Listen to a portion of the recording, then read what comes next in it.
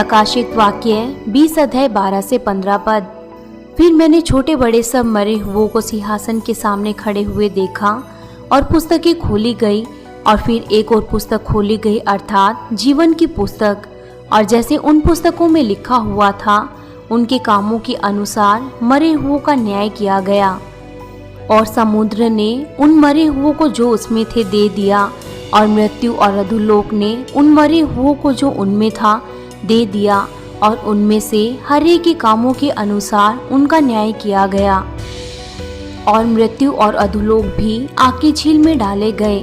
यह आग की झील तो दूसरी मृत्यु है।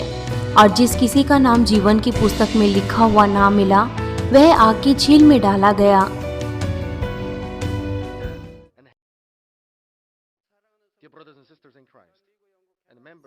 मसीह में प्रिय भाइयों और बहनों और मानवीन की 11,000 शाखा और संघीय कलीसियाओं के सदस्य और कोरिया की शाखा और स्थानीय कलीसियाओं के सदस्य और वो सभी सदस्य जो इस समय इंटरनेट और सैटेलाइट के माध्यम से हमारी इस सभा में शामिल हैं,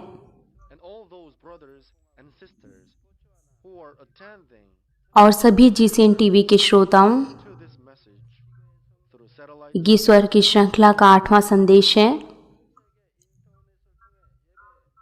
उद्धार पाई हुई आत्माएं जब वो 1000 वर्ष के राज्य के बाद जब वो हमारे प्रभु के साथ होंगी तो उसके बाद फिर एक महान न्याय होगा। मैं आपको बताऊंगा कि किस तरीके से ये श्वेत सिंहासन न्याय होगा।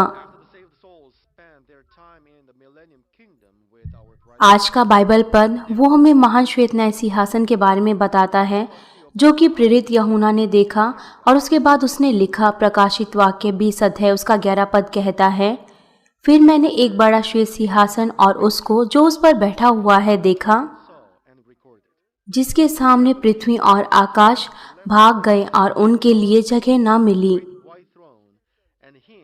यहाँ पर क्योंकि वो ज्योति जो पिता परमेश्वर से आती है वो सफेद और वो बहुत ज्यादा चमकती हुई थी, इसलिए ऐसा कहा गया है श्वेत सिंहासन का न्याय। हम इसे इसलिए श्वेत सिंहासन का न्याय कहते हैं क्योंकि पिता परमेश्वर वो इसका न्याय करेंगे जब वो इस श्वेत सिंहासन पर बैठेंगे। जब आप पहली बार इस श्वेत सिंहासन के न्याय के बारे में सुनते हैं तो आप उसके बारे में क्या सोचते हैं? अगर आप उसकी कल्पना करें तो आप में से ऐसा कोई भी नहीं होना चाहिए जो इस श्वेत सिंहासन न्याय से डरे या फिर चिंता करे, लेकिन इसके बजाय आपको ऐसी आशा रखनी चाहिए कि आप किस तरीके के प्रतिफल स्वर्ग में पाएंगे। वो महान न्याय वो किसी के भी ऐसे ही पक्ष में नहीं होगा, लेकिन वो महान न्याय वो त्रुटि रहित होगा और वो बिल्कुल सटीक होगा। मैं आशा करता हूं कि आप इस सभी बातों को याद रखेंगे कि इस तरीके से एक महान न्याय होगा और आप और ज्यादा विश्वास योग्यता के साथ अपना जीवन जिएंगे, न केवल मनुष्यों के सामने लेकिन आप परमेश्वर के सामने आप और ज्यादा विश्वास योग्यता के साथ जिएंगे। ऐसा करने के द्वारा होने पाए कि श्वेत सिंहासन का न्याय का दिन वो आपके लिए सबसे ज्यादा आदरणीय और आपके लिए आनंदमय दिन होने पाए। प्रभु यीशु मसीह के नाम से मैं प्रार्थना करता हूँ। मसीह में प्रिय भाइयों और बहनों, जुलाई 1982 में जब मैं इस कलीसिया की शुरुआत के लिए प्रार्थना कर रहा था तो फिर पिता परमेश्वर ने मुझे एक दर्शन दिखाया उस श्वेत सिंहासन न्याय का। उस समय वहां पर प्रभु और मूसा थे उस सिंहासन के सामने, और वो जो न्यायपीठ का कार्य कर रहे थे वो सभी वहां पर उस सिंहासन के सामने लाइन में खड़े थे। इसीलिए पिछले संदेशों में और मैंने स्वर की किताब में आपको बताया है, हालांकि उसका न्याय वो बहुत ही सटीक और त्रुटि रहित है, तो भी परमेश्वर न्याय अकेला नहीं करेगा, बल्कि प्रभु वो अपने प्रेम के कारण वकालत करेंगे और मूसा वो मुद्दई की भूमिका अदा करेगा तथा वहां पर वो भी होंगे जो न्यायपीठ का कार्य करेंगे। पिता परमेश्वर ने हमें ये व्याख्याएं दी हैं। मैंने उन न्यायपीठों की संख्या को नहीं गिना, लेकिन मैं सोचता हूँ कि वो लगभग 24 होंगी।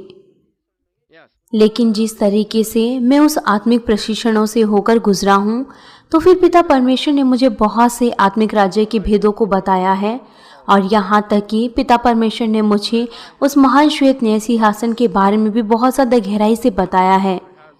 और उन्होंने मुझे उस स्थान के बारे में बताया जहाँ पर ये श्वेत महान न्याय होगा, और किस तरीके से वहाँ पर ये सभी प्रक्रियाएं होंगी। और पिता परमेश्वर ने मुझे बताया कि वो इसे और ज़्यादा गहराई से हमें बताएंगे प्रकाशित वाक्य के संदेशों में। हम अपने खुद के सोच विचारों से और शारीरिक क्षेत्रों के अनुसार हम इन आत्मिक बातों को नहीं समझ सकते। हमें उन आत्मिक राज्यों को समझना है, उस आत्मिक क्षेत्र को समझना है। जब मैं होली लैंड की ट्रिप के दौरान इजिप्ट में गया तो फिर मैंने कलीसिया के कार्यकर्ताओं के साथ हमने पिरामिड के सामने फोटो खिंचाई। वहां पर यूएफओ भी आया और बहुत से लोगों ने उस वीडियो के द्वारा उस वीडियो को देखा। अचानक से वो वहां पर दिखाई दिया और अचानक से वो वहां से चला गया और तब मुझे नहीं समझ आया कि इसका कारण क्या था। लेकिन पिछले सप्ताह पिता परमेश्वर ने मुझे बताया कि क्यों ये यूएफओ वहां पर दिखाया गया था। उस फोटो में वहां पर यूएफओ वो बिल्कुल साफ तरीके से दिख रहा है। इस संसार में बहुत से लोग वो इन सभी बातों पर विश्वास नहीं करते, लेकिन वास्तव में यूएफओ है। और वास्तव में पिता परमेश्वर ने हमें पिछले सप्ताह यूएफओ के बारे में बताया। पिता परमेश्वर ने मुझे बताया कि क्यों वहां पर ये यूएफओ आया और किस तरीके से वो दूसरे स्वर्ग से आया और क्यों वो वहां से अचानक से चला गया।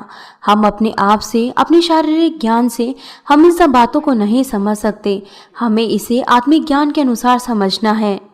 इसीलिए मेरे आत्मिक प्रशिक्षणों के दौरान मैं इन सभी चीज़ों के बारे में और ज़्यादा गहराई से जानने पाया और पिता परमेश्वर ने मुझे गहराई से बताया। इसलिए आपको इसे अपने खुद के शारीरिक ज्ञानों के अनुसार इसे नहीं समझना चाहिए और आप इसके बारे में गलत समझ सकते हैं या फिर हो सकता है कि आपको समझ ना आए। अब मैं आपको श्वेत न्याय सिंहासन के बारे में बताऊंगा, जहां पर वास्तव में पिता परमेश्वर बैठेंगे और वो फिर न्याय को करेंगे। वास्तव में पिता परमेश्वर का सिंहासन वो चौथे स्वर्ग में है और वहाँ पर एक और सिंहासन है जो कि तीसरे स्वर्ग के शीर्ष बिंदु पर है, जो कि यरूशलेम का पीक बिंदु है। वास्तव में पिता परमेश्वर चौथे स्वर्ग में रहते हैं, लेकिन उनके रहने के लिए एक और स्थान है जो वो यरूशलेम में आते हैं। यहाँ तक कि इस पृथ्वी के राजा वो अपने एक विशेष स्थान पर रहते हैं, वो महलों में रहते हैं। लेकिन जब उन्हें कहीं बाहर जाना होता है किसी चीज़ को देखने के लिए, तो उनके पास कुछ और विशेष स्थान होता है जहाँ पर वो रह सकते हैं। उदाहरण के लिए कोरिया के राष्ट्रपति के पास उनके पास इस पूरे कोरिया में बहुत से रहने के लिए अलग अलग स्थान हैं। आज कोरिया के राष्ट्रपति वो अपने लोगों से मिलने के लिए किसी एक गांव में गए और उनके पास वहां पर रहने के लिए स्थान था। राजाओं के पास अलग अलग शहरों में उनके पास बहुत से अलग अलग स्थान होते हैं रहने के लिए और उनकी बहुत सी पत्नियां भी होती हैं। इसलिए न केवल वहाँ पर कुछ ही रहने के स्थान हैं और उनकी पत्नियों के लिए, लेकिन वहाँ पर उनके लिए रहने के बहुत से स्थान हैं। राजा अपनी इच्छा के अनुसार वो किसी भी अपने महल में रह सकता है जहाँ पर भी वो रहना चाहता है। उनके महल बहुत ज़्यादा बड़े होते हैं और वो विशेष महल वो चाइना और वो इज़राइल में भी पाए जाते हैं। बाइबल में हम ऐसा ढूंढ सकते हैं कि इज़राइल में ऐसे बहुत से राजा हैं जिन्होंने अपने बहुत से महल बनाए। इसी तरीके से हमारे पिता परमेश्वर का वास्तविक सिंहासन वो चौथे स्वर्ग में है। अगर वो किसी स्थान पर जाना चाहते हैं तो उनके रहने के लिए अलग स्थान भी है। हमारे पिता परमेश्वर का वास्तविक मूल वो चौथे स्वर्ग में है, लेकिन तीसरे स्वर्ग में भी उनका रहने का स्थान है।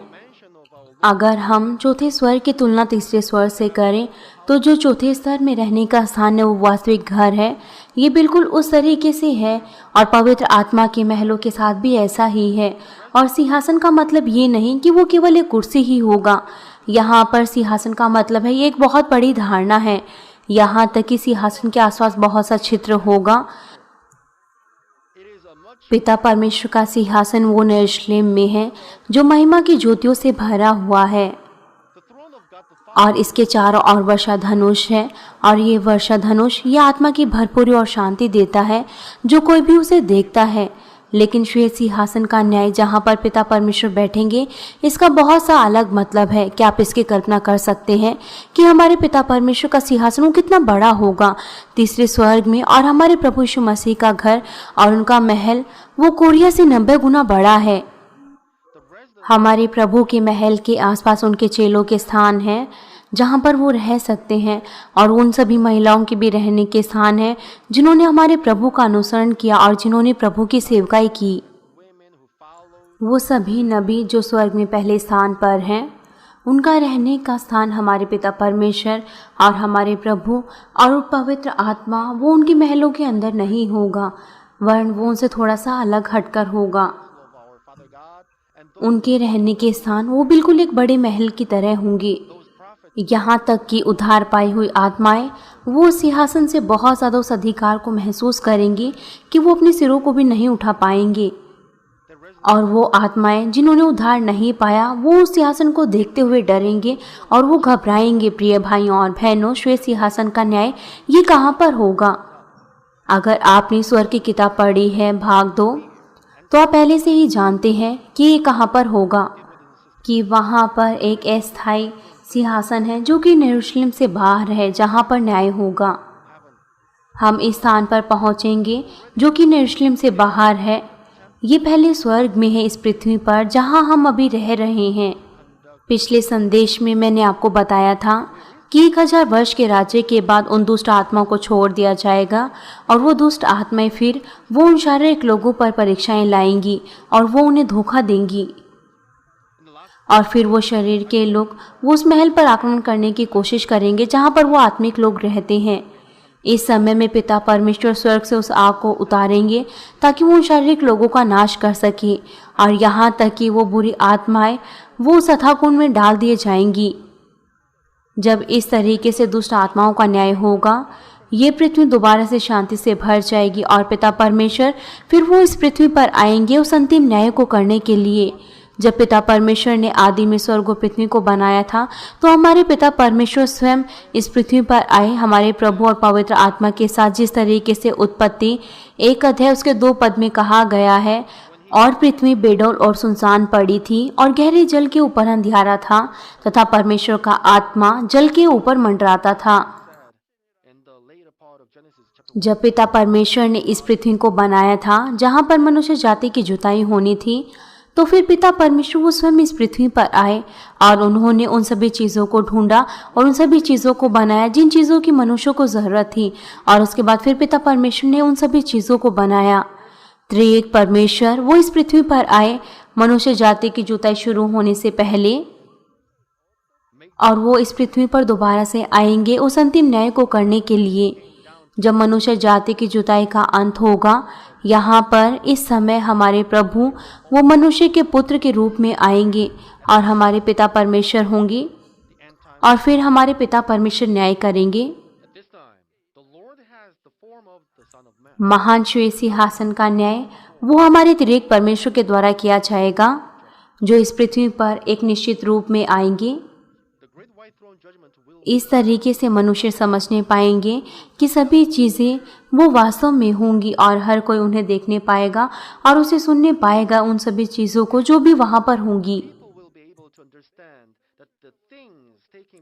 कभी कभार पिता परमेश्वर अपने रूप को पहनते हैं, कभी कभार नहीं। जब वो चौथे स्वर्ग में जाएंगे तो वो इस वर्तमान रूप को नहीं पहनेंगे और वो वहाँ पर सब कुछ ज्योति और आवाज़ से घिरा होगा। जिस तरीके से वो न्याय खत्म होगा, तो पिता परमेश्वर अपने दोनों पुत्रों को और उन सभी भविष्यद्वक्ताओं को जिन्होंने पहला स्तर प्राप्त किया वो उन्हें बुलाएंगे, और उस समय पिता परमेश्वर मानव की समानता के रूप में होंगे।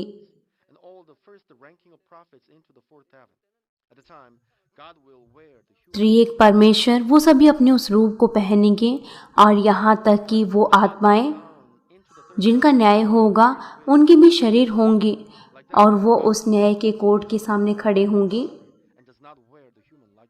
उद्धार पाई हुई आत्माएं वो पहले से उस पुनरुत्थानी शरीर में होंगे जब हमारे प्रभु हवा में आएंगे, और यहाँ तक कि वो आत्माएं जो अथाकुंड में होंगी उनके पास भी एक शरीर होगा जिसके द्वारा वो श्वेत सिंहासन न्याय का सामना करेंगे। आज का बाइबल पद प्रकाशित वाक्य 20 अध्याय उसका 13 पद कहता है, और समुद्र ने उन मरे हुओं को जो उसमें थे दिया, और मृत्यु और अधोलोक ने उन सभी को दिया जो उनमें थे दे दिया, और उनमें से हर एक के कामों के अनुसार उनका न्याय किया गया। ऐसा कहा गया है कि समुद्र ने उन सभी को दे दिया जो भी कुछ उनके पास था। और यहाँ पर समुद्र का आत्मिक मतलब है ये पृथ्वी जो कि संसार है, वो जिनकी मृत्यु इस पृथ्वी पर हुई जो अभी कब्रों में है। और जो दोबारा से मिट्टी में मिल गए। जब महान श्वेत सिंहासन का न्याय होगा तो ये समुद्र ये उसके उस शरीर को देगा जो इस पृथ्वी पर जिनकी मृत्यु हो गई थी।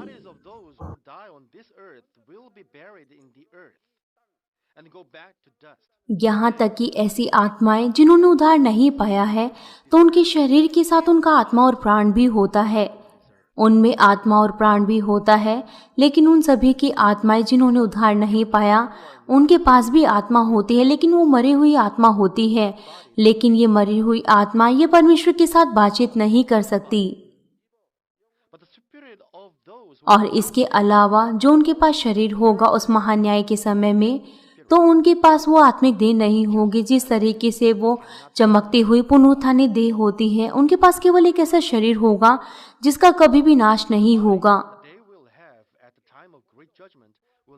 पुनरुत्थानी देह वो हर एक व्यक्ति की अलग अलग उनकी ज्योतियां होंगी, उनकी आत्मा के अनुसार कि कितना ज़्यादा उन्होंने अपने हृदय को आत्मा के अनुसार जोता है। जितना ज़्यादा वो आत्मा की गहराई में होंगी उतनी ही उनकी चमक और ज़्यादा तेज होती जाएगी। लेकिन वो लोग जो नरक में गिर गए हैं उनके पास कोई भी ज्योति नहीं होगी। आपकी सूचना के लिए ऐसी आत्माएं जिन्होंने उद्धार नहीं पाया, वो आत्मा में दंड पाने की भावना और इस शरीर में दंड पाने की भावना वो बिल्कुल अलग अलग होती है। जिन्होंने उद्धार नहीं पाया और जो अथाकुंड में डाले जाएंगे वो इन सब तरीके की पीड़ाओं को सहेंगे 1000 वर्ष के राज्य के दौरान। ये पीड़ाएं ये बिल्कुल उनसे बिल्कुल अलग होगी। जब वो श्वेत सिंहासन न्याय के बाद जब उनको नरक की झील में डाल दिया जाएगा उस न्याय के बाद, और उनके पास वो शरीर होगा और वो पीड़ाएं उनकी तुलना वो किसी अथाकुंड की पीड़ा से नहीं की जा सकती। वो आत्माएं वो उस भयानक पीड़ा को बिना रुके हुए, वो बिना अपने शरीर को हिलाए हुए वो उस पीड़ा को सहेंगी 1000 सालों तक। लेकिन वो बीच में एक बार ब्रेक को ले सकती हैं जब हमारा न्याय होगा।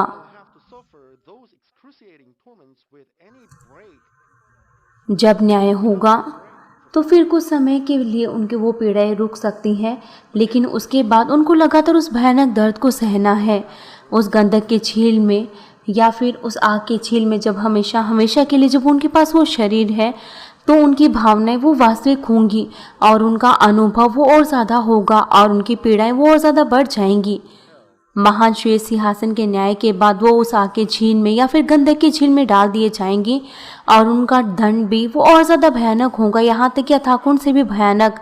और इससे बढ़कर वो और ज़्यादा दर्द महसूस करेंगी क्योंकि उनका शरीर जल रहा होगा।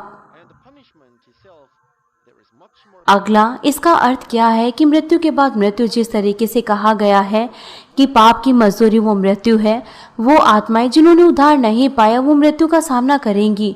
इसका अर्थ है कि वो अनंत दंड का सामना करेंगी। लेकिन अंतिम न्याय से पहले वो प्रारंभिक सजा को अधोलोक में प्राप्त करेंगी।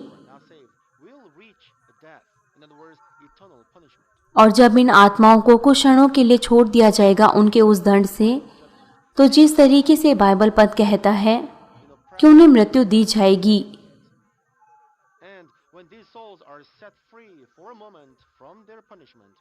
थोड़े ही समय के लिए उनकी दंड से उनको छोड़ा जा सकता है।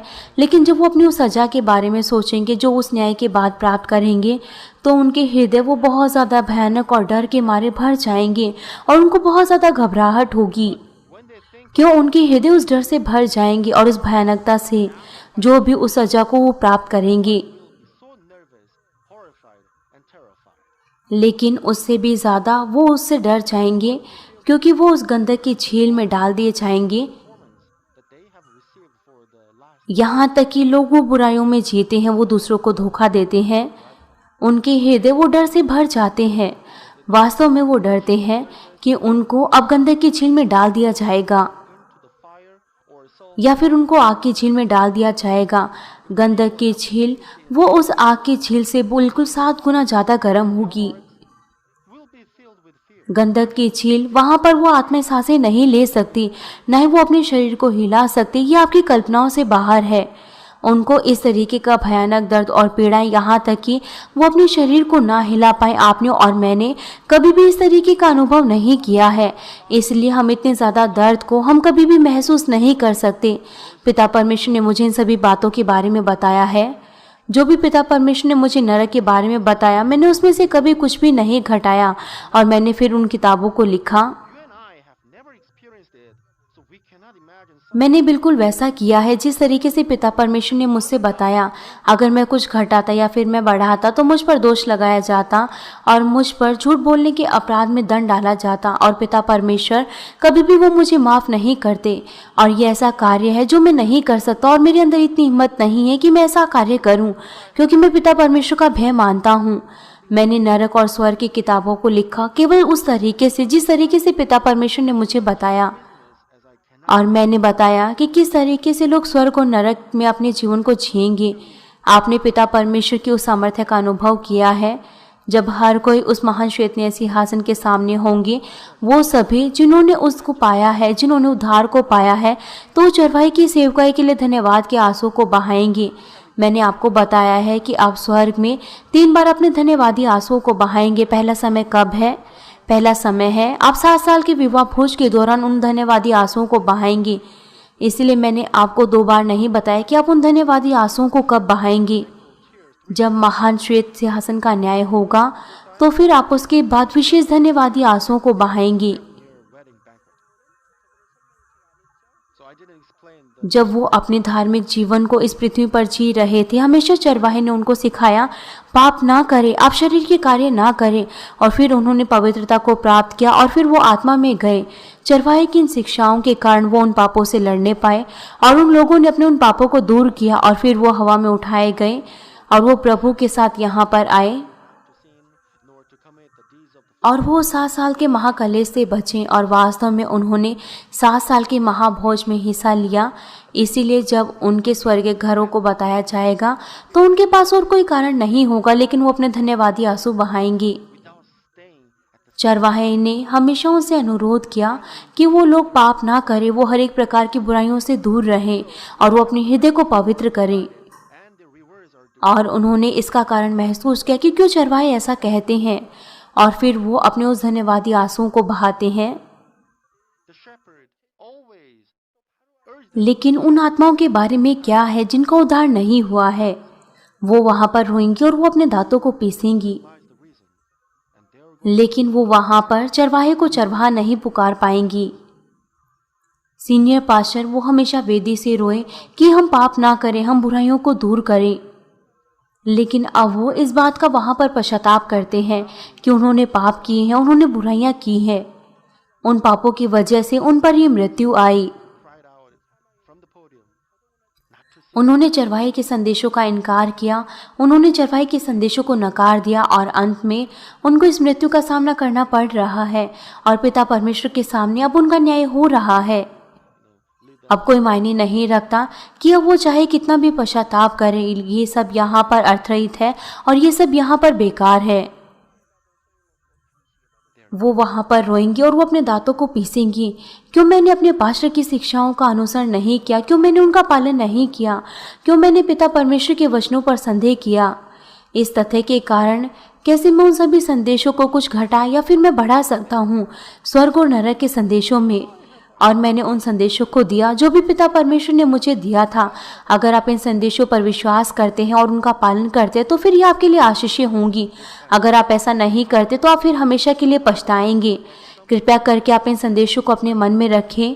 मैं आपसे चाहता हूँ कि आप में से कोई भी वो नरक में ना जाए। मैं आशा करता हूँ कि आप में से कोई भी प्रभु का इनकार ना करे और ना ही उनके वचनों का, क्योंकि उनके वचन वो मनुष्य के ज्ञान से सहमत नहीं है, लेकिन पिता परमेश्वर के वचन वो बिल्कुल अलग हैं। मैंने आपको बहुत बार बताया है कि सूरज और चांद वो भी ठहर सकते हैं, ये बाइबल में लिखा है, लेकिन इस बात पर कौन विश्वास करता है? जब मैं बीमारों के लिए इस वेदी से प्रार्थना करता हूँ तो बहुत से लोग वो समय और दूरी को मिटाते हुए वो चंगे हो सकते हैं और वो बहुत से लोग वो चंगाई को प्राप्त करते हैं। कौन सा विज्ञान और कौन मनुष्य अपने ज्ञान से इन सभी बातों पर विश्वास कर सकता है? अंत में इसका मतलब क्या है कि मृत्यु और अधोलोक वो आग की झील में डाले गए। जब हम आत्मिक क्षेत्रों के बारे में जानते हैं तभी हम इनके बारे में अच्छे से समझ सकते हैं। इसलिए कृपया करके आप इस संदेश को ध्यान से सुने। ऐसा कहा गया है कि न्याय के समय मृत्यु और अधोलोक ने जो उनमें था दे दिया, और वो आत्माएं जिन्होंने उद्धार नहीं पाया है वो इस पृथ्वी पर आएंगी। ये स्वर्ग पुस्तक 2 भाग में लिखा गया है। कुछ ऐसे लोग हैं जिन्होंने उस न्याय का सामना नहीं किया, इसलिए अधोलोक में उन सभी का न्याय होगा। दोबारा से वे आत्माएं जिनका उद्धार नहीं हुआ वो अधोलोक में होंगी और वहीं पर उनका न्याय होगा। इसीलिए वो आत्माएं जिन्होंने उद्धार पाया है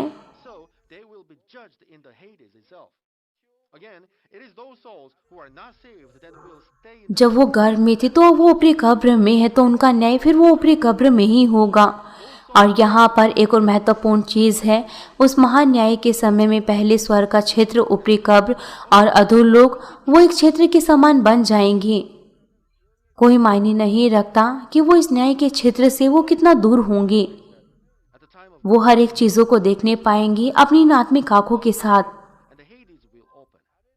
अधोलोक और ऊपरी कब्र वो निश्चित तौर से आत्मिक क्षेत्र है, लेकिन दूसरे, तीसरे और चौथे स्वर्ग की तरह वो एक दूसरे के ऊपर नहीं है।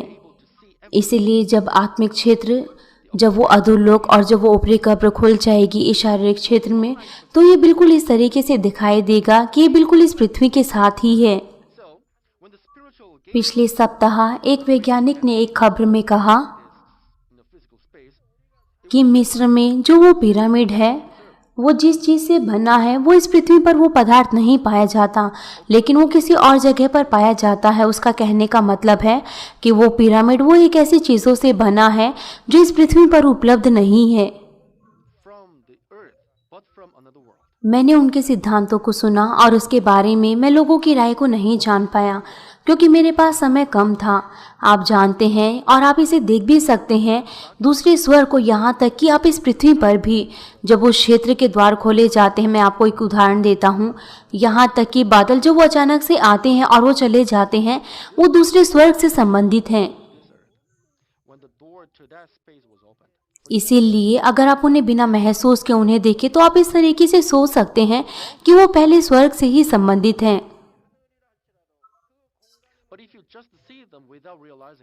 इसी तरीके से महान्याय के समय अधोलोक का क्षेत्र खोल दिया जाएगा, इसीलिए वो इस तरीके से दिखेगा कि जिस तरीके से वो उस न्याय के क्षेत्र में ही है, लेकिन जिस तरीके से अंधकार वो ज्योति में नहीं आ सकता, यहाँ तक कि अधोलोक के द्वार खोले जाएंगे तो भी लोग वो इस पृथ्वी पर नहीं आएंगे। जिस तरीके से मैंने आपको अक्सर बताया है कि जब मैं अपने प्रार्थना घर में रहता हूँ, गतसमनी प्रार्थना घर में, तो मेरे सेक्रेटरी भी वो मेरे साथ रहते हैं। इस समय एल्डर छॉय और डीकन एडवर्ड ली और डीकन जॉनी किम और डीकन माइकल ली वो मेरे साथ थे, वो मेरे प्रार्थना घर में थे। हम किसी विषय पर बातचीत कर रहे थे और हम वहाँ पर एक्सरसाइज कर रहे थे। आसमान वो बिल्कुल साफ और शुद्ध दिख रहा था, वहाँ पे कोई भी बादल नहीं था, लेकिन अचानक से वहाँ पर बहुत से बादल दिखाई दिए। वो बादल वो बहुत ज़्यादा सुंदर और बिल्कुल शुद्ध थे, वो बिल्कुल बहुत ज़्यादा सुंदर और साफ थे। वो अचानक से बादल आए और वो अचानक से चले गए। हमने उन सुंदर बादलों को देखा, उस आसमान में वो एक साथ इकट्ठा हुए। ऐसे सुंदर बादल वो अचानक से दिखे और वो अचानक से चले गए, और बहुत ही जल्दी वो अचानक से वहाँ से चले गए।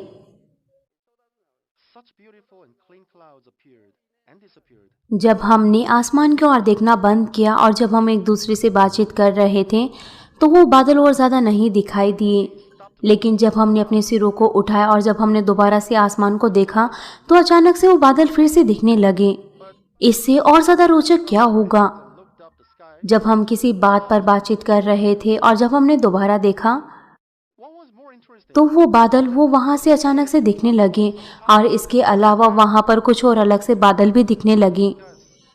ऐसा वहाँ पर बार बार हो रहा था।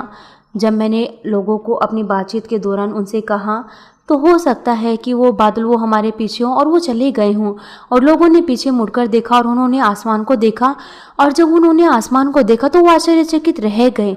हमने ऐसी चीज़ों का बहुत बार अनुभव किया है, यहाँ तक कि आपके घरों में, आपके कार्यस्थलों में, लेकिन आप फिर भी संदेह करते हैं। आप इस तरीके से सोच सकते हैं कि ऐसा कैसे हो सकता है। जिस तरीके से अंधकार वो उस ज्योति में नहीं आ सकता, यहाँ तक कि अधोलोक के गेट वो खोल दिए जाएंगे तो भी लोग वो इस पृथ्वी पर नहीं आ सकते, वो अधोलोक में होंगे। लेकिन वो क्षेत्र खुले हैं, इसलिए शारीरिक तौर से वो उस न्याय को देख सकते हैं और उनका भी न्याय होगा। जिस तरीके से वो भी उसी क्षेत्र में खड़े हैं, वो आत्माएं जिन्होंने उद्धार नहीं पाया वो पिता परमेश्वर के बाईं ओर खड़े होंगे, और जिन्होंने उद्धार पाया है वो पिता परमेश्वर के सिंहासन के दाईं ओर खड़े होंगे। हमारे प्रभु यीशु मसीह जो वो दृष्टांतों में बता रहे थे इस न्याय के बारे में, जो कि मत्ती 25 अध्याय 31 से 46 पद में है, तो उन्होंने इस न्याय के बारे में एक दृष्टांत में बताया और उन्होंने धर्मियों की तुलना जिन्होंने उद्धार पाया है उनकी तुलना भेड़ों से की, और जो नहीं बचाए गए उनकी बकरियों के साथ तुलना की। और वह भेड़ों को अपनी दाहिनी ओर और बकरियों को बाईं ओर खड़ी करेगा। प्रिय भाइयों और बहनों, पिता परमेश्वर वो बिना किसी त्रुटि के न्याय करते हैं, और जब वो न्याय करेंगे तो वो प्रभु को और पवित्र आत्मा को भी अधिकार देंगे। बाइबल में हम ऐसे कुछ पदों को देख सकते हैं जिनमें प्रभु और पवित्र आत्मा के पास भी न्याय का अधिकार है। उदाहरण के लिए यूहन्ना 5 अध्याय उसके 27 पद में कहा गया है, वरन उसे न्याय करने का भी अधिकार दिया है, इसलिए कि वह मनुष्य का पुत्र है। और पवित्र आत्मा के संदर्भ में भी यूहन्ना 16 अध्याय उसके 8 पद में कहा गया है, और वह आकर संसार को पाप और धार्मिकता और न्याय के विषय में निरुत्तर करेगा। इसी तरीके से हमारे प्रभु यीशु मसीह और पवित्र आत्मा वो भी इस न्याय में पिता परमेश्वर के साथ होंगी। हमारे प्रभु यीशु मसीह और पवित्र आत्मा वो भी हमें बताते हैं कि पिता परमेश्वर का न्याय वो वास्तव में होगा। यह इसीलिए है क्योंकि हमारे प्रभु यीशु मसीह वो इस देह में होकर इस पृथ्वी पर आए और उन्होंने उन सभी बातों का अनुभव किया जो भी मनुष्य अनुभव करता है, और पवित्र आत्मा ने भी ऐसा ही किया।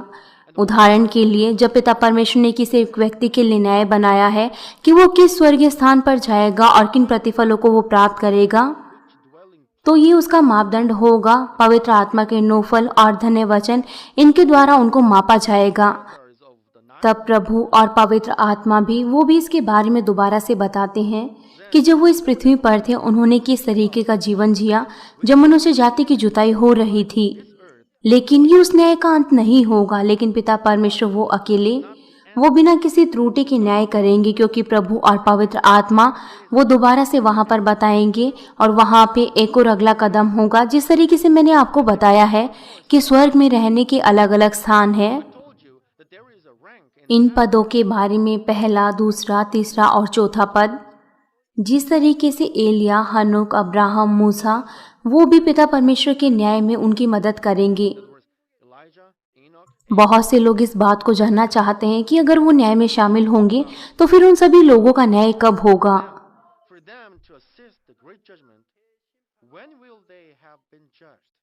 उनका न्याय सभी के सामने नहीं होगा, लेकिन वो उस न्याय से मुक्त होंगी। एलिया और हनोक वो जीवित ही स्वर्ग में उठा लिए गए थे। ये बात हमें बताती है कि उनके अंदर कोई भी पाप नहीं था। आत्मिक नियम वो हमें बताता है कि पाप की मजदूरी मृत्यु है, लेकिन वो भविष्यद्वक्ता वो स्वर्ग में जीवित उठा लिए गए थे। ये बात हमें बताती है कि उनके अंदर कोई भी पाप नहीं था और उन लोगों ने कोई भी पाप नहीं किया। अब्राहम वो विश्वास का पिता था। मूसा इस पृथ्वी पर वो सबसे ज्यादा बढ़कर दीन और नम्र था। इस पृथ्वी पर वो सबसे ज्यादा नम्र था, यहाँ तक कि उसने पिता परमेश्वर से एक मित्र की तरह बातचीत की, यहाँ तक कि जो वो इस पृथ्वी पर ही था। कुछ लोग वो इस तरीके से सोच सकते हैं कि मूसा भी मरा, लेकिन बाइबल में लिखा गया है कि मिकाएल स्वर्गदूत और दो शत्रु शैतान वो दोनों आपस में लड़ रहे थे मूसा के उस शरीर के लिए। इन बातों के द्वारा हम देख सकते हैं कि मूसा का शरीर वो भी स्वर्गीय राज्य में एक अलग तरीके से ले जाया गया, और मिकाएल स्वर्गदूत वो शैतान से लड़ रहा था, मूसा के शरीर के लिए, और वो शैतान वो भी लड़ रहा था कि मूसा का शरीर वो इस पृथ्वी पर रहना चाहिए, लेकिन उस मिकाएल स्वर्गदूत ने कहा कि उनका शरीर वो स्वर्ग में उठा ले जाना चाहिए। यह ऐसा हुआ क्योंकि मूसा वो इजराइलियों के द्वारा मारा गया था। मिकाएल स्वर्गदूत ने शैतान को बताया कि वो मूसा पवित्र है। 40 सालों के संशोधनों के द्वारा जब वो 40 सालों तक उस जंगलों में रहा और उसने वहां पर सेवकाई की, इसलिए पिता परमेश्वर ने उसे पहचाना और पिता परमेश्वर ने कहा कि मूसा वो इस पृथ्वी भर के सभी मनुष्यों में से दीन और नम्र है। इसका मतलब है कि मूसा के पास कोई भी पाप और बुराई नहीं थी। इसका मतलब है कि मूसा के अंदर कोई भी पाप नहीं बचा था। इसलिए जब हमारे प्रभु यीशु मसीह उस पहाड़ पर गए अपने 3 चेलों के साथ, तो मूसा वो हमारे प्रभु यीशु मसीह के साथ वहां पर एलिया के साथ दिखाई दिया। मूसा और एलिया वो दोनों स्वर्ग से आए प्रभु से मिलने के लिए। दूसरे लोग जिनकी मृत्यु हो चुकी है वो ऊपरी कब्र में है, लेकिन मूसा और एलिया वो स्वर्ग से आए क्योंकि उनके पास और ज्यादा पाप नहीं थे, उनके अंदर कोई भी बुराई नहीं थी। ये यहूदा की किताब में लिखा है कि अब मूसा के पास और भी कोई पाप नहीं है। अगर उसका शरीर स्वर्ग में जीवित उठा लिया जाता तो पिता परमेश्वर ने मुझे इन सभी बातों के बारे में गहरी जानकारी दी है, इसीलिए मैं आपको अच्छे तरीके से इन सभी बातों के बारे में सिखा सकता हूँ। अब्राहम वो भी इस योग्य था कि वो जीवित स्वर्ग में उठा लिया जाए, लेकिन अब्राहम को ऊपरी कब्र का इंचार्ज बनाने के लिए पिता परमेश्वर ने उनको इस पृथ्वी पर शारीरिक मृत्यु मरने दिया। अब्राहम वो स्वर्ग के राज्य में नहीं उठाया गया, लेकिन ऊपरी कब्र में उसको उठाया गया, क्योंकि वहां पर ऊपरी कब्र में अब्राहम को उन आत्माओं पर अधिकार रखना था। इसी तरीके से एलिया, हनोक, अब्राहम, मूसा वो पिता परमेश्वर के द्वारा उनकी पवित्रता के कारण वो लोग पहचाने गए। इसलिए उन्होंने महाश्वेत न्याय सिंहासन से पहले उस महिमा को लिया और उनके पास अभी भी आत्मिक शरीर है।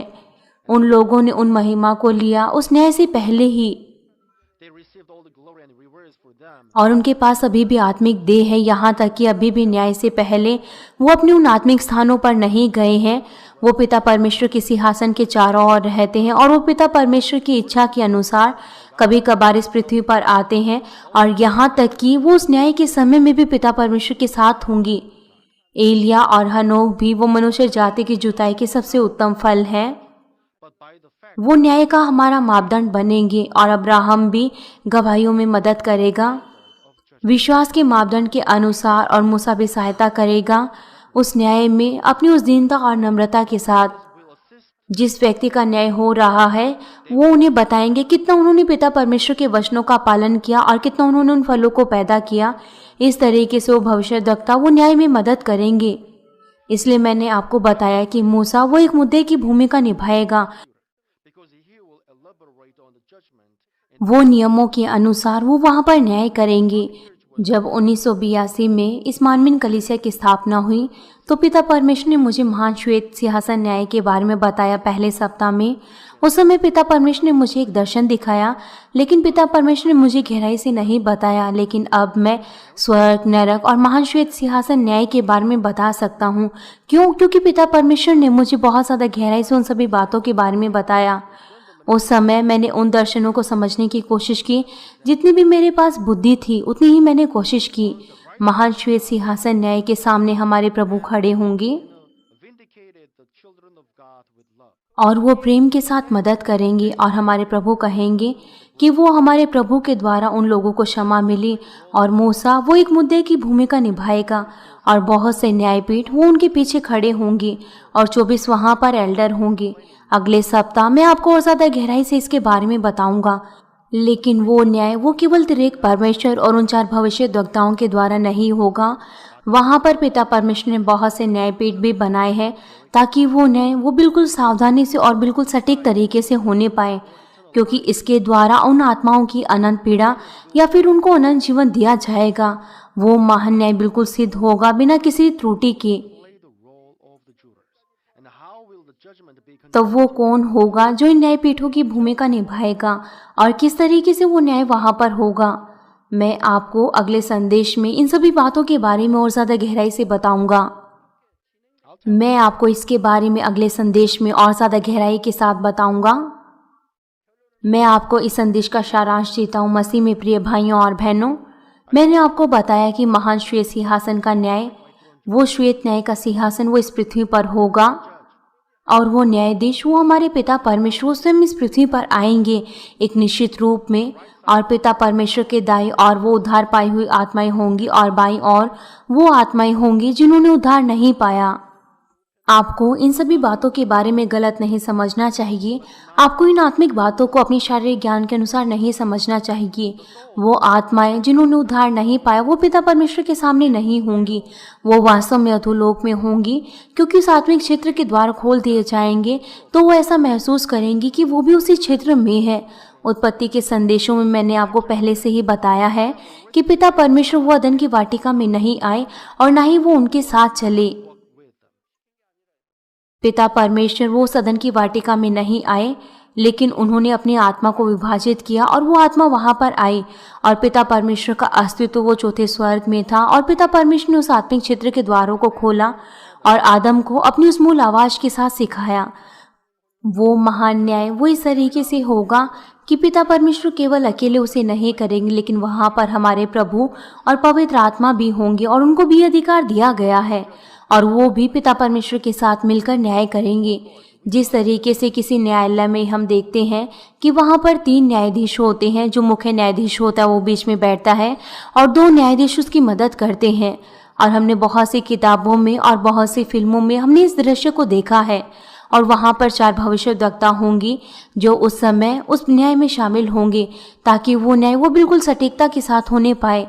और पिता परमेश्वर के पास न्यायपीठ भी होंगे ताकि वो न्याय वो बिल्कुल सटीक हो।